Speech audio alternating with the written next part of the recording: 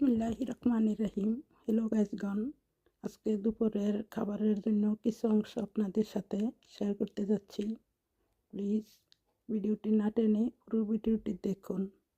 আমাকে স্বাদ না লাগলে কাঁচামরিচ খাবেন বেশি বেশি, আমার মতো থ্যাংকস বেশি অসুস্থ কোনো মতোই আল্লাহ ফাকর রহিম এখনও সারাচ্ছেন না। আশা করি আল্লাহ সারিয়ে দিবেন।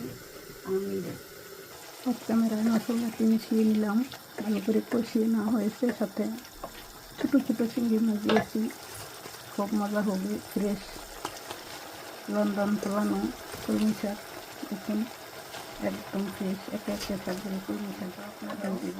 ফ্রেশ সবজি খাবেন, একটু বেশি পানি খাবেন এবং সকালে খালি পেটে আপনারা হাফ গ্লাস পানির সাথে একটু লেবুর রস মিক্স করে খেতে পারেন। তাতে পেট বড় হওয়ার থেকে বেঁচে যাবেন এবং চর্বি কেটে যায়। আমি রেগুলারলি খাই। শসা টমেটো খাবেন, তাতে অনেক উপকার।